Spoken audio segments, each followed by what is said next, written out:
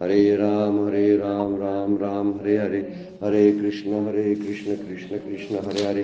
ब्रह्मानन्दं परमसुखदं केवलं ज्ञानमूर्तिं द्वन्द्वातीतं गगनसदृशं तत्त्वमस्यादिलक्ष्यम् एकं नित्यं विमलं अचलं सर्वधी साक्षिभूतं भावातीतं त्रिगुणरहितं सद्गुरुं तं नमामि। नमामि सद्गुरु शान्तं सच्चिदानन्दविग्रहं पूर्णब्रह्मपरानन्देशम् आनन्दीवल्लभं सद्गुरु सच्चिदानन्दं केवलं करुणाकरं ज्ञानयोगेश्वरं वन्दे ज्ञानदेवा पुनः पुनः। अलंकापुरी पुण्यभूमि पवित्र तिथे नांदतो ज्ञानराजा सुपात्र तया आठविता महापुण्य राशी नमस्कार माझा सद्गुरु ज्ञानेश्वराशी। सर्व संतांना वंदन, सद्गुरूंना वंदन, ज्ञानेश्वर माऊलींना वंदन, आपणा सर्व श्रोत्यांना वंदन करून आजच्या चिंतनाला आपण प्रारंभ करतोय। 6व्या अध्यायातील 29 नंबरच्या श्लोकाचा विचार आजच्या चिंतनामध्ये आणि 30 नंबरचा श्लोक दोन्ही जरा जवळजवळ समान अर्थाचे आणि समान तत्व दाखवणारे आहेत। त्यामुळं ज्ञानेश्वरीमध्ये सुद्धा त्याचं एकत्रीकरण केलेलं आहे। त्यामुळे 29 आणि 30 श्लोक पाठोपाठ दिलेत आणि त्याच्यावरच्या काही ओव्या आहेत ज्ञानेश्वर माऊलींच्या, त्या आपण बघत जाऊया। प्रसिद्ध श्लोक आहे, सर्वभूतस्थमात्मानं सर्वभूतानि चात्मनि ईक्षते योगयुक्तात्मा सर्वत्र समदर्शना यो मां पश्यति सर्वत्र सर्वं च मयि पश्यति तस्याहं न प्रणश्यामि सच मे न प्रणश्यति। सर्वभूतस्थमात्मानं सर्वभूतानि चात्मनि, योगाने ज्याचं चित्त असं शुद्ध झालेलं आहे, मागच्या वेळा आपण बघितलेलं आहे मागच्यावरील श्लोकामध्ये, असं शुद्ध आणि स्थिर झालेलं चित्त जे आहे आणि ज्याची सर्वत्र समान दृष्टी म्हणजे समदर्शी झालेला आहे, असा जो आहे योगी, तो आत्मा सर्वभूताच्या ठिकाणी स्थित आहे आणि सर्व भूत आत्म्याच्या ठिकाणी स्थित आहेत असं पाहतो। भूत म्हणजे सगळी सृष्टी, सगळी सृष्टी आत्म्याच्या ठिकाणी स्थित आहे आणि आत्मस्वरूप जे आहे ते भूतमात्रांच्या ठिकाणी स्थित आहे। आत्मा सर्व भूतांच्या ठिकाणी आणि सर्व भूत आत्म्याच्या ठिकाणी स्थित आहेत। स्थित आहेत म्हणजे वसलेले आहेत असा तो काय करतो पाहतो। ईक्षते, ईक्षते म्हणजे काय करतो पाहतो। सर्वभूतस्थम आत्मानं सर्वभूतानिच आत्मनि ईक्षते योगयुक्तात्मा सर्वत्र समदर्शना, त्याची दृष्टी जी समदर्शी झालेली असते। यो मां पश्यति सर्वत्र सर्वच मयि पश्यति तस्याहं न प्रणश्यामि सच मे न प्रणश्यति, जो मला सर्वत्र पाहतो। आता व्यक्तिगत विचार या श्लोकामध्ये पहिल्यांदाच बोललेत बरं काय। भगवंत या अध्यायामध्ये आपण ध्यानयोगाचा अध्याय बघताना ते असं योगी पुरुषाचं, जीवनमुक्त पुरुषाचं लक्षण सांगते म्हणून सांगायला लागलेत।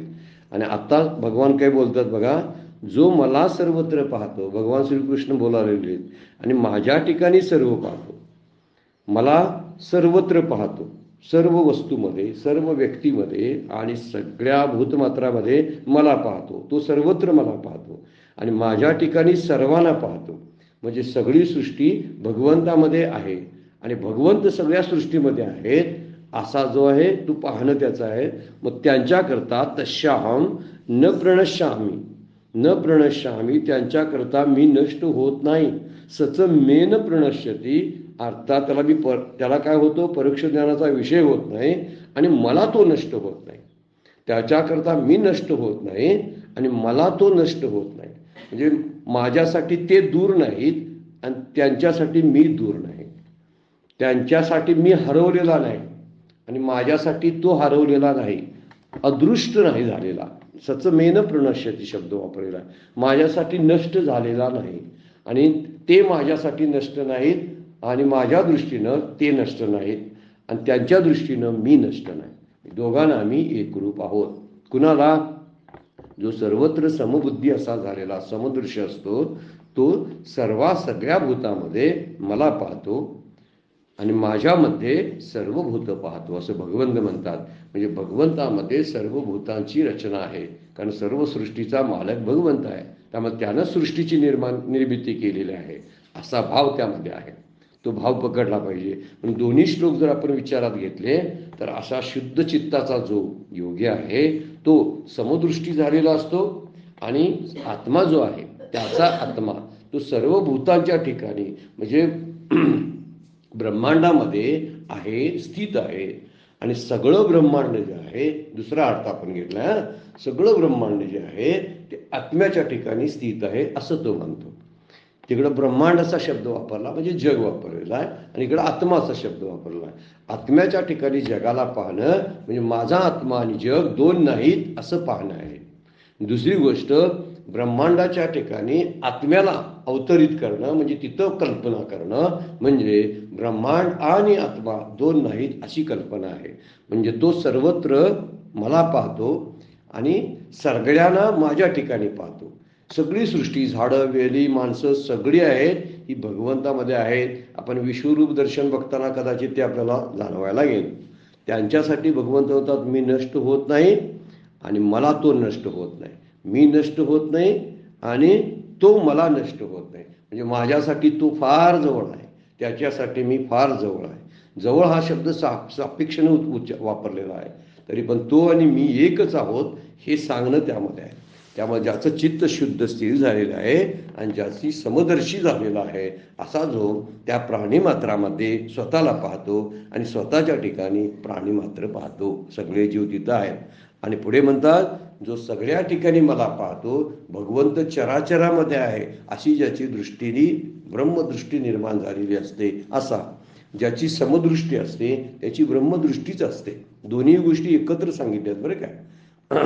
पुढच्या श्लोकामध्ये 30व्या श्लोकामध्ये बोलताना भगवंत बोलतात, ती पाठिंब्याच्या श्लोकामध्ये समदृष्टीचा विचार केला आणि पुढच्या श्लोकामध्ये ब्रह्मदृष्टीचा विचार केलेला आहे. दोन्हीतला ही गोष्ट आपल्या लक्षात येईल, दोन्ही समानच आहे. समत्व पाहिलं ना तर ब्रह्मभाव जागृतच होत असतो. आणि हेच सांगण्यासाठी इथं म्हणतात यो माम पश्यती सर्वत्र यो माम पश्यती सर्वत्र सर्वच मयी पश्यती तशाहम न प्रणश्यामी. त्यांच्यासाठी मी नष्ट नाही आणि माझ्यासाठी ती कुठं दूर नाही. ते सगळ्या ठिकाणी मला पाहतो आणि माझ्या ठिकाणी सर्वांना पाहतो. त्याला मी नाही असं कधीच होणार नाही आणि मला नाही असे ते कधीच होणार नाही. म्हणजे माझे भक्त माझ्यापासून दूर नसतात.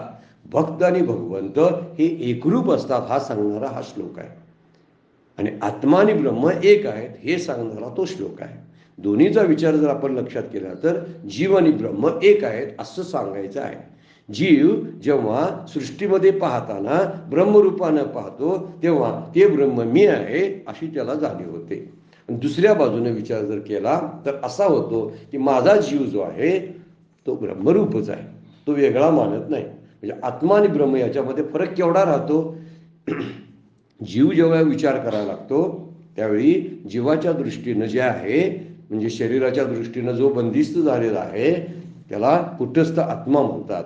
आणि जे शरीराच्या बाहेर व्यापलेलं सगळीकडे जे आहे ते ब्रह्मांड, त्याला सगळ्याला काय म्हणायचं, सगळ्या सहित सगळ्याला ब्रह्म म्हणतात. म्हणजे छोट्या गोष्टी सांगाय देहाच्या बाबतीत मर्यादित झाला की त्याला आत्मा म्हणतात, पण व्यापक दृष्टीने विचार केला तर त्याला ब्रह्म म्हणतात. आणि ब्रह्म आणि आत्मा समान आहेत हे सांगण्याचा उद्देश यामध्ये आहे. माऊली याच्यावरती भाष्य करताना काय म्हणतात बघूया आपण. तरी मी तव सकळ देही असे येत विचार नाही आणि तैसेची माझ्या ठाई सकळ असे. काय बोलतात, मी व्यापक असल्यामुळे मी तव सकळ देही, मी सगळ्यांच्या देहामध्ये आहे. वर्णन केलेलं आहे की हृदयामध्ये राम ईश्वर सर्वभूतानां काय हृदयश अर्जुन तिष्ठती भ्रामयाम सर्वभूता. ईश्वर सर्व, मला श्लोक लक्षात येणार आलाय, तर ईश्वर त्या हृदयामध्ये तो ईश्वर राहतो आणि सगळ्या भूतमात्राची जसं भ्रामयान सर्वभूताना यंत्र आरूढानी मायया. जसं यंत्र एखादं चालवावं तसा तो यांत्री आहे, यंत्र चालवणारा ड्रायव्हर आहे आणि ड्रायव्हर म्हणून पाहतो. त्यामुळे सगळ्यांच्या देहामध्ये असतो. तो मी व्यापक असल्यामुळे सगळ्यांच्या देहात आहे आणि हे सर्व जगत जे आहे ते जगत माझ्या ठिकाणी आहे. याचा अर्थ असा आहे मी सगळ्या जगाचं अधिष्ठान आहे आणि हे जग हे माझ्यावर स्थित झालेलं अधिष्ठ आहे असा दुसऱ्या भाषेतला त्याचा वेदांताच्या भाषेतला अर्थ आहे. त्यामुळे व्यापक असल्यामुळं सर्वांच्या देहात तो आहे. जर मंदिरामध्ये आहे, सर्वत्र आहे म्हणतो ना आपण, तुका म्हणे विठो भरला असं वाई, किंवा हरी भरला घनदाट, हे संतांची वचनं जी आहेत, किंवा सदा संचला येत ना जात नाही, तयावीन कोठे रीता ठाव नाही, हे समर्थांचं वचन. सगळे संत एकमुखारच काय सांगतात, तो सगळीकडे वसलेला आहे. जर मंदिरात मध्ये आहे तर तो माझ्या देहात सुद्धा आहे. माझ्या देहात आहे तर समोरच्याच्या पण देहामध्ये आहे. जी व्यक्ती, जे प्राणी, जे पशु माझ्या समोर बघायला मिळतात त्यांच्यामध्ये सुद्धा तो आहे. हा भाव त्या योगी पुरुषांच्या मध्ये प्रत्यक्षात जागृत झालेला असतो. त्यामुळे तो बघताना कसा करतो की तिचं शुद्ध चित्त झाल्यामुळं, समान दृष्टी प्राप्त झाल्यामुळं आत्मा सर्व भूताच्या ठिकाणी आहे आणि सर्व भूत मात्र जे आहेत ते आत्म्याच्या ठिकाणी आहेत. आणि तो जो सर्वत्र त्यालाच पाहतो, सगळीकडे तोच भरलेला आहे असा पाहतो, आणि जगामध्ये तोच आहे, आणि त्याच्यामध्ये म्हणजे भगवंतामध्ये सगळं जग जे आहे ते जग त्यामध्ये आहे असं पाहतो. त्यामुळे इथं म्हणलेलं आहे, तरी मी तव सकळ देही, मी व्यापक असल्यामुळे सर्वांच्या देहात आहे, आणि हे सर्व जग जे आहे ते माझ्या ठिकाणी आद्यस्थ रूपानं आहे असे इथे विचार नाही. आणि तैशीची माझ्या ठाई सकळ, हे सगळं जग जे आहे आणि मी या दोघात विचारानं काही भेद नाही. असे इथं विचारच करायची गरज नाही. असे येत विचार नाही, हा विचार करायची गरज नाही, कारण जग आणि मी या दोघात भेद नाही. म्हणजे उपाधीच्या दृष्टीनं बोलावं लागेल बरं काय. भगवंत उपाधीच्या दृष्टीनं बोललं, हे निरुपाधिक चैतन्याचं बोलू शकणार नाही. उपाधियुक्त जे आहे, सगुण साकार ज्याला आपण म्हणतो, ते ब्रह्म बोलायला लागलेलं आहे. हे ब्रह्म बोलताना कसं बोलतं, जग आणि मी या दोघात काय नाही, विचारानं म्हणजे भेद काही नाही, आणि याविषयी विचार करण्याची मुळीच गरज नाही. कारण ही गोष्ट अगदी निसंदिग्ध आहे, निशंक आहे, त्यामध्ये शंका घ्यायची काही गरज नाही. मी सर्वकडे व्यापक असल्यामुळं मी सगळ्यांच्या देहामध्ये राहतो, आणि जग जे आहे ते माझ्यामध्ये स्थित आहे. कसा म्हणून, तर ईश्वर जगाचं अधिष्ठान आहे, ब्रह्म जगाचं अधिष्ठान आहे, भगवंत जगाचा अधिष्ठान आहे, आणि जग हे त्याच्यावर दिसलेलं आदेश आहे. आणि त्याचंच वर्णन यामध्ये केलं, कारण सर्व प्राणीमात्रांच्या देहात अंतर्यामी माझं अस्तित्व आहे. त्यामुळं सर्व जग आहे आद्यस्थ म्हणून माझ्या ठिकाणी आहे. आद्यस्थ तिथंच असतं. जसा साप जो आहे ना, तो दोरीला चिकटूनच असतोय ना, काय दोरीपेक्षा वेगळा इकडं दोरी पडली इकडं साप दिसतो नाही, कारण ते त्याला आदेश आहे. आदेश हे अधिष्ठानाशी एकरूपच झालेलं असतं. फक्त आदेशाकडे बघायचं की अधिष्ठानाकडे बघायचं, हा मुद्दा जीवाकडे राहतो. कर्म स्वातंत्र्य ज्याला म्हणतो आपण, ते जीवाकडे राहतं. ते जीवाने काय बघायचं ठरवावं. भगवंत तरी काय म्हणतात की सर्व जग आद्यस्थ म्हणून माझ्या ठिकाणी आहे, आणि अखिल विश्वामध्ये मी आणि माझ्यात मी, अखिल विश्वामध्ये मी आणि माझ्यामध्ये सगळं विश्व सामावलेलं आहे. सगळ्या नदी नाले दगड गोटे काय असतील त्याच्यामध्ये मी आहे, आणि माझ्यामध्ये सगळी सृष्टी आतमध्ये आहे. आता या सृष्टीचं वर्णन दाखवलंय भगवंतानी, सृष्टी दर्शन केलं ना. यशोदा मातांना भुवन सुधा भुवन दाखवली का काय, नंतर इकडे अर्जुनाला हे सगळं विश्वरूप दर्शन दाखवलं काय, याचा अर्थ माझ्यामध्ये सगळी सृष्टी आहे असं भगवंतानी दाखवून दिलं. आता जर माझ्यामध्ये सृष्टी असं भगवंत बोलतात, मग सृष्टीमध्ये कोण असणार आहे. जर झाडांना पानं फुलं येतात, त्याला हिरवाई असते, पालवी फुटते, म्हणजे तिथं काहीतरी चैतन्य आहे असा त्याचा अर्थ आहे. काही दृश्य असलेलं चैतन्य असतं, काही अदृश्य जडच्या दगडाच्या ठिकाणी सुद्धा चैतन्य असतंच. फक्त काहींच्या ठिकाणी ते प्रकर्षानं जाणवत नाही, अस्पष्टतेनं जाणवतं, आणि काहींच्या ठिकाणी प्रकर्षानं जाणवतं. हा फक्त भेद आहे. म्हणून व्यापक आहे म्हणून सर्वांच्या देही आहे. म्हणून काय म्हणतात, तरी मी तव सकळ देही, सकळ म्हणजे सगळ्यांच्या देहामध्ये आहे, इथं असे विचार नाही. आणि तैसेची माझ्या ठाई सकळ असे, आणि सगळी जण माझ्यामध्ये आहेत. म्हणजे जग आणि जगन्नाथ, विश्व आणि विश्वंभर यांना वेगळं करता येत नाही. ते एकरूपच आहेत. कारण त्याचं कारण कशामुळे आहे ते, कारण कारण हे कार्यामध्ये असतंच. कारणाशिवाय कार्य शिल्लकच राहत नाही. मातीचं कारण, मडक्याचं कारण कोण आहे, माती आहे. अलंकाराचं कारण कोण आहे, सोनं आहे. समजा अलंकारातलं सोनं काढता येईल का? काढले तर अलंकार राहतील का? मडक्यातली माती काढली तर मडकं जाग्यावर शिल्लक राहील का? राहत नाही. तसं सगळीकडं कारण हे कार्यामध्ये आत असतंच, त्याशिवाय कार्य टिकत नाही. जी सृष्टी दिसते त्या सृष्टीला चालवणारा चालक आहे, म्हणून सृष्टीमध्ये हालचाल आहे. सृष्टीत परिवर्तन होतं, सृष्टीत घडामोडी घडतात. या घडामोडी आपोआप घडत नाहीत. वारा वाहतो, समुद्रात लाटा निर्माण होतात, समुद्रामध्ये भरती ओहोटी येते, सूर्याचं चलनवलन आहे, समुद्र आणि नद्या नाले सगळे ग्रह आपली कक्षा बदलत नाहीत. याचा अर्थ यांच्यावर नियंत्रण ठेवणारा एक नियंत्रक असावा लागतो. मॅनेजर कोणतरी आहे, व्यवस्थापक आहे, म्हणून व्यवस्था आहे. हा मुद्दा या श्लोकामधून माऊली सांगतात. आणि म्हणून आत्मा सर्व भूतामध्ये आहे. जे बदलणारा जो भाग जो आहे जगातला, बदलणाऱ्या जगामध्ये म्हणजे सर्व भूतामध्ये, आणि सर्व भूत जी आहेत ती जी शाश्वत असणाऱ्या न बदलणाऱ्या आत्म्यामध्ये आहेत. काय म्हणतात बघा, आत्मा सगळ्या भूतामध्ये आहे आणि भूत मात्र कसं आहे, बदलणार आहे. सगळं जग सृष्टी परिवर्तनशील आहे. अशा परिवर्तनशील असणाऱ्यामध्ये ही काय आहे, आत्मा स्थित आहे. आणि सर्व भूत मात्र जे आहे ते न बदलणारे शाश्वत तत्व जे आहे त्या तत्वामध्ये समाविष्ट आहे. म्हणजे भगवंता म्हणजे ईश्वरामध्ये आहे. म्हणून बदलणाऱ्या विश्वाच्या मागे न बदलणारे तत्व असतं. म्हणूनच बदलणाराचा बदल दिसतो. बदल दिसतो याचा अर्थ न बदलणारं कोणतरी आहे आणि ते बदल घडवतो. नाहीतर बदल कसा अचानक होईल का सांगा, नाही आपण आपल्याला जरी दिसत नसली वीज तरी पंखा फिरतो म्हणून वीज आहे असा त्याचा अर्थ आहे. नाही तो पंखा तसाच फिरतोय असं जर कोण बोलायला लागलं तर किती मूर्खपणा होईल बघा. तर तसाच पंखा फिरत नाही. म्हणून दुसरी गोष्ट बघा, जे एखादी गोष्ट फिरते त्याच्याजवळ एक न फिरणारी गोष्ट असते म्हणूनच ती फिरते. दुसरा एक उदाहरण आपण बघा, पंखा फिरतो, पंख्याची पातं फिरतात, पंखा फिरत नाही बरं काय, पंख्याची पाती फिरतात. आणि पंख्याची पाती फिरतात का, तर त्याचा एक गड्डा पाठीमागं स्थिर असतो म्हणून. तोही फिरायला लागला तर फिरत नाही. तो सिलिंग फॅन असतो बघा, सिलिंग फॅन गरगर गरगर फिरत असतो, पण सिलिंग फिरत नाही ना म्हणून तो फिरतो.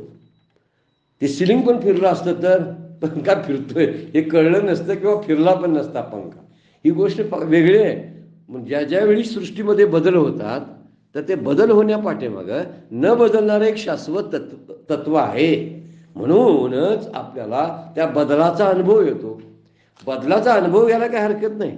बदलामध्ये स्वतःला रममान होऊ नये, आसक्तीमध्ये आणि ममत्वामध्ये अडकू नये, हे शास्त्राचं सांगणं आहे. आणि ती गोष्ट जर विचारात घेतली तर बदलणाऱ्या तत्वाच्या पाठीमागे न बदलणारं एक शाश्वत तत्व आहे. बदलणाऱ्या सृष्टीच्या जगाच्या पाठीमागे, बदलणाऱ्या जगाच्या पाठीमागे न बदलणारा स्थिर असणारा जगन्नाथ आहे, जो व्यवस्थापक मानला आहे. आणि तेच तत्व इथं माऊली आपल्याला सांगतात की तरी मी तव सकळ देही, मी सगळ्यांच्या देहामध्ये आहे असे इथं विचार नाही. आणि तैसीची माझ्या ठाई सकळ असे, सगळ्यांचे देह माझ्यामध्ये आहेत आणि मी सगळ्यांच्या देहामध्ये आहे. मी झाडामध्ये आहे, पानामध्ये आहे, फुलामध्ये आहे, आणि झाडं पानं फुलं पाणी माझ्यामध्ये आहेत. समुद्र टेकड्या दऱ्या नाले सगळे जे आहेत ते त्याच्यामध्ये मी आहे आणि ते सगळे माझ्यामध्ये राहतात. आता ह्याचंच खंडन पुढे केलेलं आहे बरं काय, वेदांत शास्त्रानं सुद्धा त्याचं खंडन केलेलं आहे. पण हे खंडन भक्ताच्या दृष्टीने जर विचारात केला तर भक्ती दृढ व्हायसाठी हे तत्व फार गरजेचं आहे.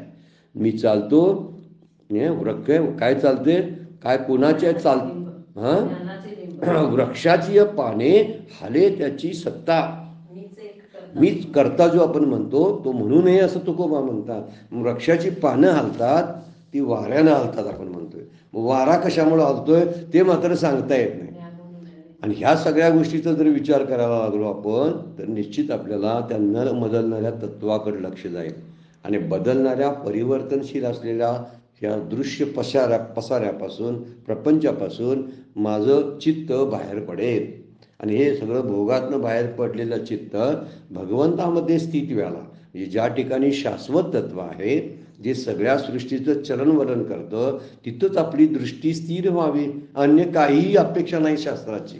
आणि माऊली सुद्धा तेच सांगतात.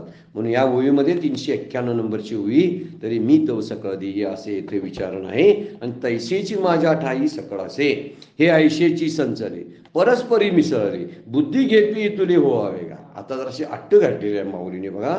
अशीच प्रतिक्रम व्यवस्था झालेली आहे. ऐशेची संचले, सगळीकडे असा संचार झालेला आहे की परस्परे मिसळले. हे मिथ्या जगताचे माझ्या ठिकाणी स्वरूपता अध्यास आहे. खंदारकर महाराज काय बोलतात बघा, स्वरूपता अध्यास आहे. आणि जगताच्या ठिकाणी मी पारमार्थिक सत्य असल्यामुळे माझा संबंधता अध्यास आहे. म्हणजे मी जगताच्या ठिकाणी आहे आणि माझ्या ठिकाणी जगत आहे, असं आमचं परस्पर मिक्स झालोय आम्ही, परस्परे मिसळले. त्यामुळे सत्यानुताचे परस्परात मिश्रण झालेले आहे. या मिश्रणातून काय करायला पाहिजे, बुद्धी घेपे इतुले होवावे गा. बुद्धीला सत्य परमात्मा कळेल एवढा अधिकार बुद्धीकडे असावा. बुद्धीने काय करावं, मनाला बोललेलं नाही बरं का, चित्ताला बोललेलं नाही, देहाला बोलले नाही, कारण निवाडा करण्याचं काम बुद्धी करते. बुद्धीजवळच विवेक राहतो आणि विवेकामुळे सार आणि असार असा विवेक, आत्मा आणि अनात्म असा विवेक, नित्य आणि अनित्य असा विवेक, हे 2-3-4 प्रकारचे विवेक सांगितलेले आहेत वेदांत शास्त्रानं. तर त्यातला जो विवेक आहे सत्य आणि असत्याचा, सत्य आणि मिथ्याचा विवेक, तर सत्य आणि मिथ्याचा विवेक करणारी बुद्धी जी आहे ती या बुद्धीनं मात्र ते शोधून काढलं पाहिजे. आमचं असं बेमालूम असं मिश्रण झालेलं आहे की त्या मिश्रणामुळे मी कोणता आणि जग कोणतं हेच ओळखत नाही. किती सुंदर वर्णन माऊली करतात बघा. जग कोणतं आणि मी कोणतं ओळखत नाही, पण अज्ञानामुळं जगाला सत्य समजतात आणि सत्य समजल्यामुळं खरं सत्य आहे ते दृष्टी अडवतं. खोट्याला खरं म्हटल्यामुळं खरं खोटं ठरतं. जग खोटं आहे, मिथ्य आहे, पण त्याच्या पाठीमागचं परमात्म तत्व सत्य आहे ना. पण ते परमात्म तत्व दृष्टीला गोचर नाही, ती इंद्रियांना कळत नाही. पण माऊली म्हणतात बुद्धीनं जर निर्णय घेतला तर त्या बुद्धीनं निवाडा करता येईल. आणि बुद्धीच्या निवाडीनं एकमेकात मिसळलेलं जे आहे, माझ्यात सृष्टी आणि सृष्टीत मी, जगात मी आणि माझ्यात जग मिसळलेलं आहे, ते बुद्धीनं ग्रहण केलं पाहिजे, बुद्धीनं समजलं पाहिजे. ह्या उपाध्या आहे आणि त्यातलं निरुपाधिक तत्व कोणतं आहे ते बघितलं पाहिजे. ती बुद्धी सामान्य असून चालेल का सांगा बघू, कधी चालेल सांगा. आमच्यासारख्या बुद्धीना ती तत्व सापडेल का? आमच्यासारख्या शब्दाचा अर्थ आहे जी प्रापंचिक बुद्धी आहे त्या बुद्धीला हे कळणार नाही. जी विषयामध्ये सतत मग्न असलेल्या बुद्धीला, विषयाचाच विचार त्यांनी चिंतन निश्चय करणाऱ्या बुद्धीला ह्या तत्वाचा तांडोरा घेता येणार नाही, वेध घेता येणार नाही. म्हणून इथं विवेक करायला पाहिजे. माऊली म्हणतात जसा नीरक्षीर विवेक केला जातो बघा, विवेकातला वेदांतातला एक प्रकार आहे नीरक्षीर विवेक. नीरक्षीर म्हणजे पाणी आणि दूध यांच्यातली वेगवेगळेपणा, ह्याला नीरक्षीर विवेक म्हणतात. नीर म्हणजे पाणी, क्षीर म्हणजे दूध, या दोन्हीचा विवेक. कुणासारखा, तर त्याला बुद्धी कुणासारखी पाहिजे, असं कुठला प्राणी करतो? जर त्याच्यापुढं दूध ठेवलं तर त्या दुधातलं फक्त दूध पितो आणि पाणी पितच नाही. राजहंस पक्षी, तर राजहंस पक्ष्यासारखी बुद्धी असायला पाहिजे. काय माऊली म्हणतात, तर बुद्धी घेतू येतुले होवावे गा. ही बुद्धी मात्र अशी नाही की सगळं स्वीकारणारी किंवा नको ते स्वीकारणारी किंवा नुसत्या फायद्या तोट्याचा विचार करणारी, ही बुद्धी नको. आपल्या स्वतःच्या कल्याणाचा आणि हिताचा विचार करणारी ती बुद्धी असायला पाहिजे. कारण हे तत्व उपाधी माझी गुप्त आहे, माऊलींचीच ओळ आहे. या उपाधी माझी गुप्त चैतन्याचे सर्वगत. त्यातनं शोधून कोण काढतंय, ते तत्वज्ञ संत स्वीकारती. जसा हंस पक्षी पाणी बाजूला करतो आणि दुधाचंच प्राशन ग्रहण करतो, तसं संत काय करतात, या उपाधीच्या पाठीमागे असलेले जे तत्व आहे, आत्मतत्व, ब्रह्मतत्व, विठ्ठल, राम, कृष्ण, त्यांचा स्वीकार करतात आणि उरलेला सगळा पसारा फलकट तो संसार येते सार भगवंत. तुकोबांचं सगळं रोखठोक बोलणं असतं. ते म्हणतात फलकट तो संसार, ते कशाला घेतील म्हणणार? काय उपयोग आहे वरच्या टलपारांचा? भुईमुगाच्या शेंगा दिल्या तर काय सगळ्यात तोंडात कोण टाकते काय सांगा बघू? माऊली म्हणतात टाकू नका तशा शेंगा. का तर फोडा, सोला, त्याच्यावर टरफल काढा आणि आतला असणारा शेंगदाणा तोंडात खायला घ्या. ह्याला म्हणायचा विवेक केला. नाहीतर आम्ही आता काय करतोय माहिती आहे काय? शेंगा फोलपटासहित खातो आणि खाल्ल्यामुळं जे अजीर्ण होतं, अस्वस्थता होती, त्याला सुख दुःख आम्ही म्हणतो. आता काय करायला पाहिजे मग? शहाण्या माणसानं टर्पल काढलं पाहिजे आणि त्या टर्पलातलं सारभूत असलेलं तत्व जे आहे ते स्वीकारलं पाहिजे. म्हणजे उपाधीनं बाजूला केलं पाहिजे आणि अधिष्ठानाकडे लक्ष दिलं पाहिजे. आदेस्त बाजूला केलं पाहिजे आणि त्याला आधार देणारं जे तत्व आहे त्या आधार देणाऱ्या तत्वाकडे लक्ष गेलं पाहिजे. ते करण्यासाठी बुद्धी शहाणी असावी लागते, बुद्धी समजूतदार बुद्धी असावी लागते, ती अनुभव घेणारी, ऑब्झर्वेशन करणारी बुद्धी असावी लागते. सगळीकडे बघितलं की आपल्याला अनुभव यायला लागतात, उदाहरणानं कळतं. काही वेळा स्वतःच्या अनुभवावरून उदाहरणावरून कळतं, काही ना काही वेळा दुसऱ्याच्या उदाहरणावरून आपल्याला अनुभव येत असतात. ह्या सगळ्यांचा विचार जर केला तर आत्म कुठलं, अनात्म कुठलं, चांगलं कुठलं, वाईट कुठलं, खरं कुठलं, खोटं कुठलं, हा सगळा सार कुठलं, असार कुठलं, त्रिगुण असार, निर्गुण ते सार, सारासार विचार. अरे पाठ आता सारासार विचार करणारं कोण आहे? मन नाही, बुद्धी. म्हणून माऊली म्हणता बुद्धी घे पे घे तुले कोवा वेगा. तेवढा अधिकार बुद्धीला प्राप्त झाला पाहिजे. मग कुठली बुद्धी चांगली? हरिबुद्धी जपे तो, दुसरी बुद्धी काही नाही. हरिपाठामध्ये माऊली बोलतात की हरिबुद्धी जपे तो नर दुर्लभ. अशी निरीक्षण करणारी बुद्धी दुर्लभ असते. जी खऱ्या खोट्याचा निवाडा करणारी जी बुद्धी असते ती वेगळी असते. आम्हाला खऱ्या खोट्याचं काही कळतच नाही. खऱ्याला खोटं आणि खोट्याला खरं म्हणून आपण रिकाम होत असतो. आपली पारखं चुकीची असते. चांगल्या माणसांना आपण नावं ठेवत असतो आणि काही वेळा चांगुलपणा दाखवणाऱ्या गुंडांना आपण मोठमोठी पदं देत असतो. या दोन्हीचा फरक जर लक्षात घेतला तर भलतंच काहीतरी चालू असतं. कारण काहीतरी असतं आणि ते काहीतरी चालू असतं. दांभिकपणा सगळा चालू असतो आणि या दांभिकपणामुळं खरं कोणतं कळत नाही. आता कळत नाही याचा अर्थ असा आहे, कळणारे पण खूप असतात. आपण म्हणलं ना तत्वज्ञ संत स्वीकारती, किंवा हंसासारखी बुद्धी असायला पाहिजे. अशी हंसासारखी बुद्धी असणारे साधक सुद्धा आहेत. त्यांना खरं खोट्याचा निवाडा करता येतो. म्हणून या मिश्रणातून बुद्धीला परमात्मा ओळखता आला पाहिजे. ज्यावेळी झाडाकडे बघतो त्यावेळी झाड नसून भगवंत झाडाचं रूप घेऊन आले असं वाटलं पाहिजे. नदीकडे पाहतो तर माझा भगवंत आज पाण्याच्या रूपाने प्रवाहित झालेला आहे. समुद्राच्या लाटाकडे, उसळणाऱ्या लाटाकडे पाहताना काठावर बसून वाटायला पाहिजे आज माझा परमात्मा खवळलेला आहे. त्याच्या लाटा आज बघायला मिळतात. त्या लाटेचं नृत्य मला बघायला मिळतं. तो नाचायला आलाय. पौर्णिमेची रात्र आणि समुद्राच्या काठाला उसळणाऱ्या लाटांचा जो नाच असतो, जे नृत्य असतं, त्या अनुभवणं आणि त्या अनुभवण्यामध्ये स्वतःला वाहून घेणं आणि त्या लाटेशी एकरूप होणं म्हणजे भगवंताशी एकरूप होणं आहे. ते हे वेगळं हे वेगळं या सगळ्या गोष्टी आपण अजून माणसालाच मी आमच्यासारखी माझ्यासारखी वाटत नाहीत. ते समुद्र आणि झाडं बाजूलाच राहिली. त्या झाडात देव पाहणं फार अवघड आहे. माणसात देव पाहणं आम्हाला मुश्किल झालेलं आहे. आणि नामदेव महाराजांनी कुत्र्यात देव पाहिला, नाथांनी गाढवात देव पाहिला. गाढव गाढव वाटलं नाही, त्यांना देव वाटला. नामदेव महाराजांना कुत्र वाटलं नाही म्हणून त्यांना अडचण पडली, म्हणून तूप घेऊन पाठीमागं लागले. आणि हे काशीला रामेश्वरला द्यायचं पाणी होतं, ते पाणी गाढवाच्या तोंडात घातलं.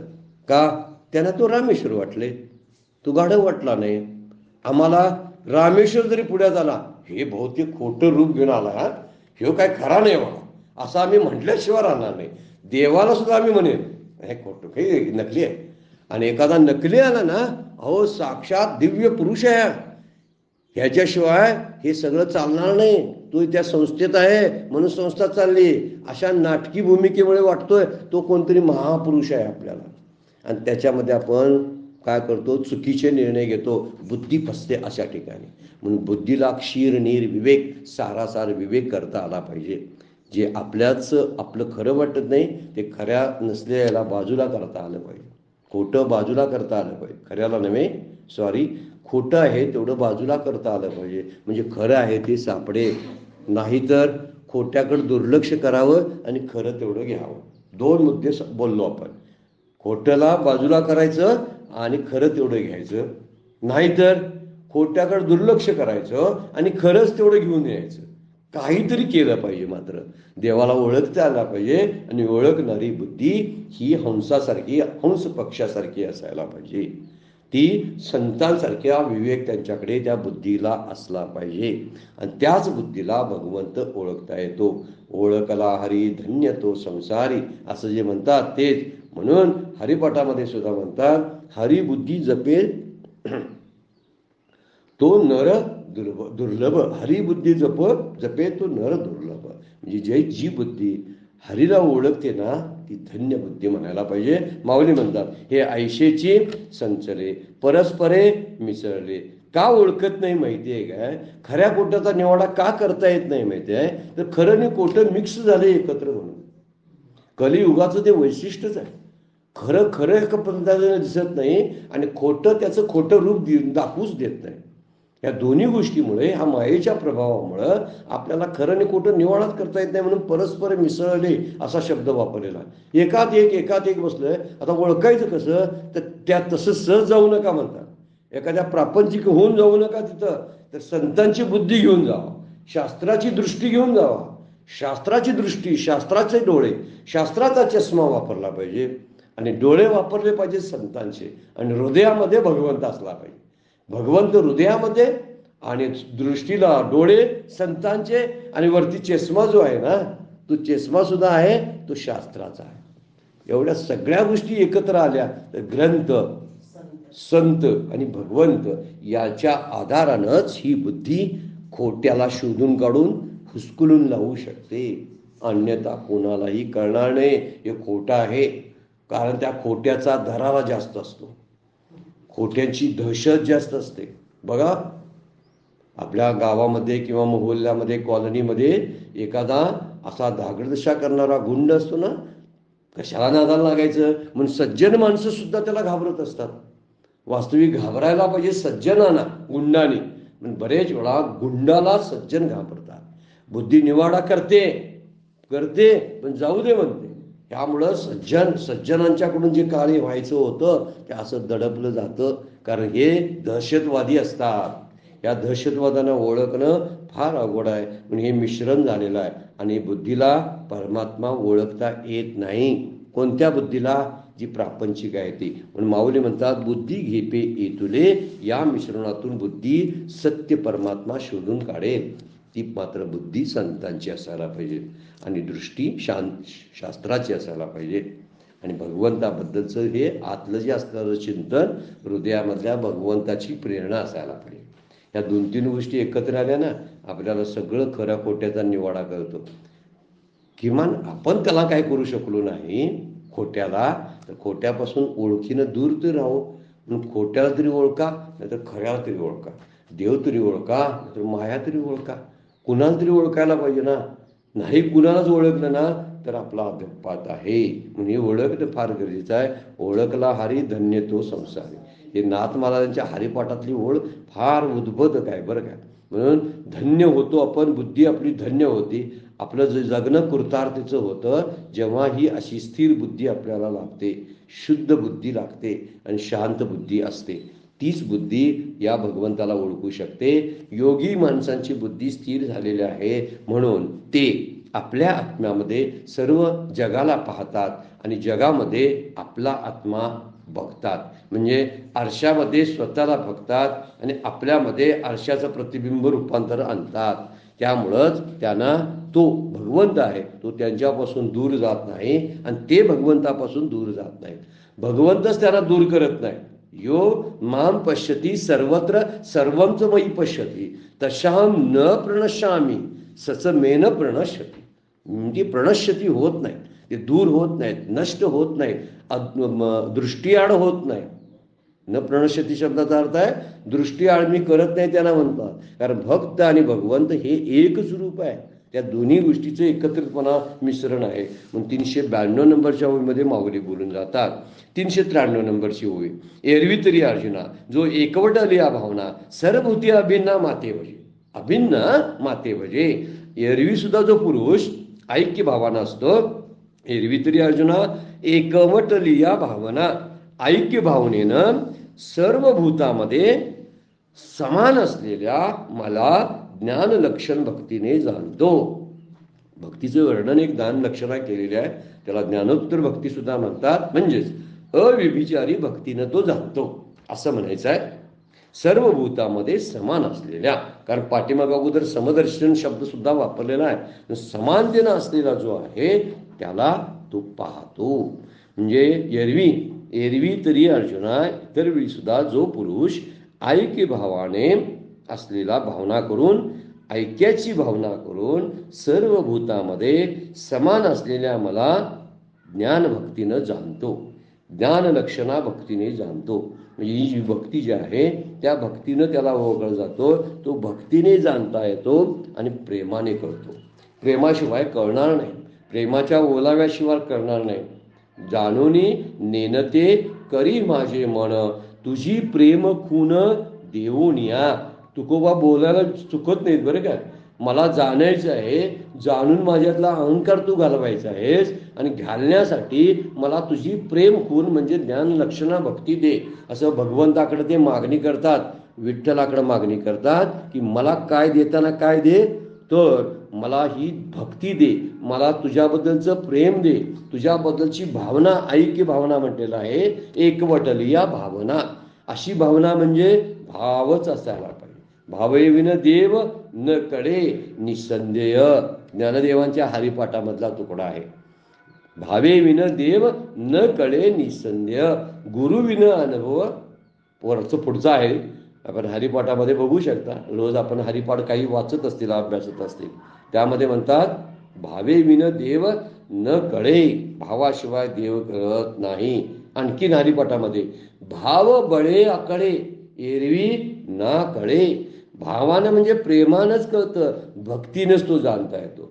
भक्तीला दुसरा पर्यायी शब्द प्रेम आहे बरं काय. जे प्रेम निस्वार्थी असतं, निर्लोभी असतं, निष्काम असतं, त्या प्रेमाला भक्ती म्हणतात. आणि हेच भक्ती प्रेम ज्यांच्याजवळ आहे ते प्रेमाने त्याला ओळखतात. प्रेम असलं की माणसं सुद्धा ओळखता येतात बरं का, कारण माणसामध्ये सुद्धा देव आहे. म्हणजे माणसातला देव ओळखणं आणि देवातला माणूस ओळखणं, म्हणजे माणसातला देव की जेव्हा जगातला देव ओळखणं आणि देवामध्ये असणारं जग ओळखणं कठीण असलं तरी अशक्य नाही मात्र. म्हणून तुकोबा सुद्धा बोलतात मला प्रेम दे, भगवंताबद्दलचं प्रेम दे. कारण आई प्रेमामुळेच मुलाचं सगळं जाणते. त्याला भूक लागलेली कशी कळते, काय कळते की तांदळे काय काय नेणे काय म्हटले माऊलींची योगक्षम वाह्यम्यहम या श्लोकावर भाष्य करताना माऊलींची गोवी आहे की जे त्याला जे कळत नाही ना बाळाला भूक लागलेली, ते आईला कळते. त्याचं कारण असं आहे की आईचं खूप निर्लोभ आणि निस्वार्थी असं प्रेम त्याच्यावरती असतं, म्हणून त्याचं अंतरंग करतं.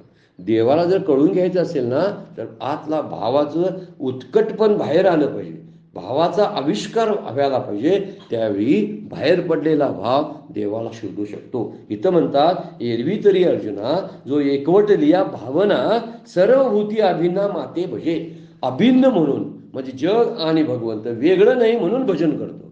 जो जसं देवाला भजन करतो देवघरामध्ये मंदिरामध्ये, तसं बाहेर असलेल्या लोकांच्यासाठी सुद्धा कृतज्ञता व्यक्त करतो. जगानं काहीतरी त्याच्याकडे गेलं तर सगळ्या जगाला नतमस्तक नम्र झाला होता. तो सगळ्या भूतमात्राशी नमून असतो, त्याच्यापेक्षा मोठे पण काही नाही. ते म्हणतात की जे जे जगा धाकुटे होईजे ती जवळीक माझी.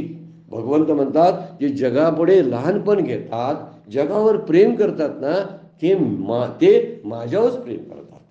हे ज्याला कळलं ना त्याला म्हणून म्हणतात ते तो भक्ताला भावानंच तो कळू शकतो. ही ऐक्य भावना जी आहे एकवटलिया भावना, कोणती भावना पाहिजे तर सर्व भूतामध्ये समान असलेल्या मला सगळीकडे समान आहे, समदर्शी आहे, अगदी समान असलेला समत्व आहे त्याच्यामध्ये, असा सर्व भूती आणि अभिन्न असलेला, सगळ्या भूतमात्रापासून भिन्न नाही, अभेदानं असलेला अभिन्न असलेला माते म्हणजे मला बसतो तो, म्हणजे माझी भक्तीनं तो मला जाणू शकतो.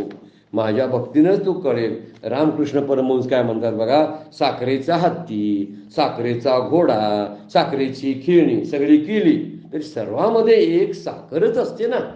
आकार वेगवेगळे असतील, तशी माणसं वेगळी आणि सृष्टीतले वेगवेगळे घटक वेगवेगळे आहेत. नदी नाले त्यांची त्यांची रूपं घेतली आहेत, झाडावेलीने वेगवेगळी रूपं घेतलेली आहेत. पण त्यात असलेलं जे तत्व, जे अनुश्रुत असलेलं ते तत्व आहे, ते तत्व मात्र समान आहे. हे त्यातलं मुख्य गोष्ट आहे. त्यामुळं सगळीकडे साखरेचा हत्तीने घोडा केला आणि साखरेची खेळणी, तर सगळ्यामध्ये केवळ एक साखरच असतं.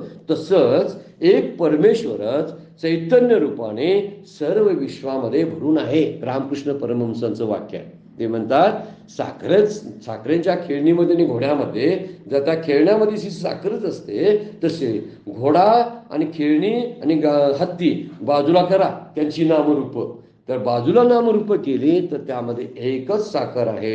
लोखंडाने समजा तयार केलेली एखादी गोष्ट आहे, निरनिराळ्या वस्तू लोखंडाच्या तयार केलेल्या असतात, पण त्याच्याकडे बघताना योगी जो जीवनमुक्त पुरुष आहे तो त्या वस्तूमध्ये, त्या व्यक्तीमध्ये समरूपाने सगळ्यांच्याकडे पाहतो. त्यांच्याकडे लोखंड म्हणून पाहतो. सोनाराकडे आपण दागिने घेऊन गेलो, मग दागिनेच्या आकाराकडे तो पाहत नाही. वेगवेगळे अलंकार असतात ना, अलंकाराकडे पाहत नाही. ते आपण गोष्ट घेतो ना कीर्तनातली, कोण घोडा, ज्योतिबा देवाचा टाक, असं काय काय म्हणजे विकायला गेला आणि विकायला गेल्यानंतर प्रत्येकाच्या वेगवेगळी किमती सांगितल्या. घोड्याची किंमत वेगळी, कुत्र्याची किंमत वेगळी, देवाची किंमत वेगळी. विकणाऱ्याला वाटलं देवाची किंमत श्रेष्ठ असणार, पण देवाचं वजन कमी झालं ना. सोनार कोणाकडे बघतो? सोन्याकडे. सोन्याकडेच त्याचं लक्ष असतं, आकाराकडे नाही. हा देव आहे, कुत्रा आहे, काहीही बघत नाही. तो म्हणतो ही सगळी समान आहे, एकाच ताजव्यात टाकतो.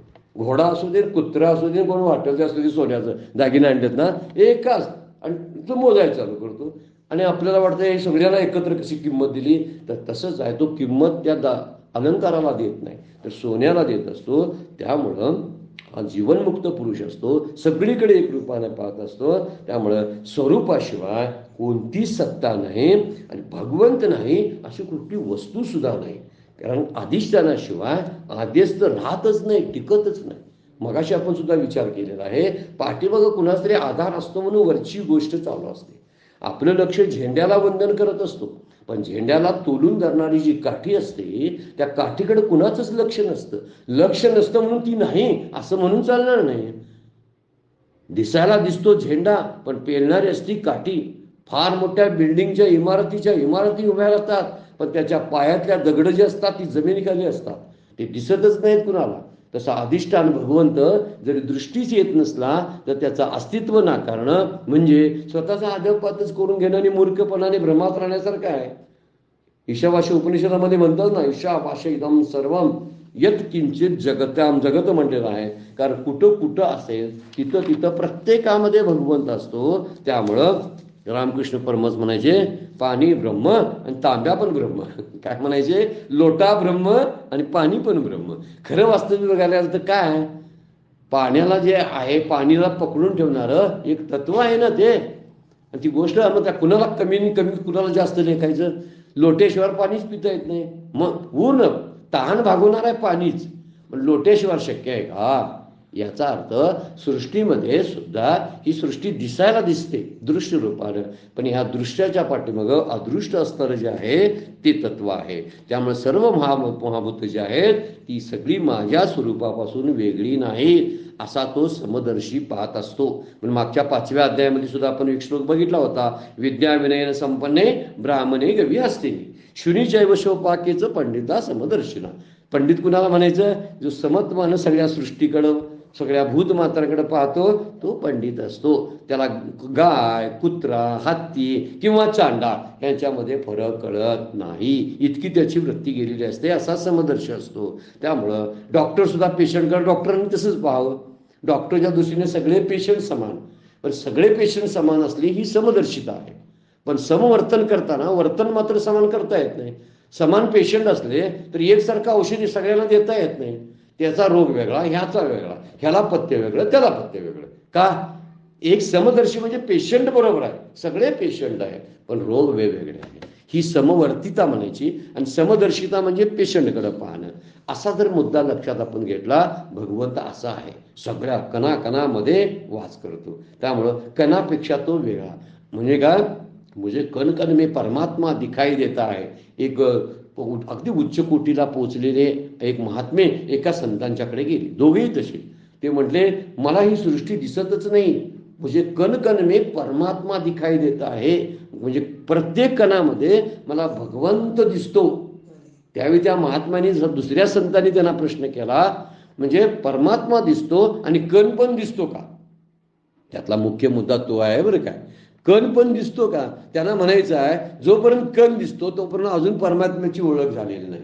पण मुळात इथं मुद्दा मात्र असा आहे, कणाबरोबर परमात्मा चिकटूनच असतो. परमात्मा आणि कण वेगळे करताच येत नाही. जगाला जगन्नाथापासून वेगळं करता येत नाही. देवाला या सृष्टीपासून वेगळं करता येत नाही. अशी अभिन्नता जाणतो एरवी तरी अर्जुना, जो एकवटली या भावना सर्वभूती अभिन्ना माते वशे. 393 नंबरची उभीवर आपण विचार केला. वेळ संपलेली आहे, आपल्याला थांबावं लागतं. आजची सेवा सद्गुरूंच्या चरणी, भगवान ज्ञानेश्वरांच्या चरणी अर्पण करून विराम. पुंडलिक वरदारी विठ्ठल श्री ज्ञानदेव तुकाराम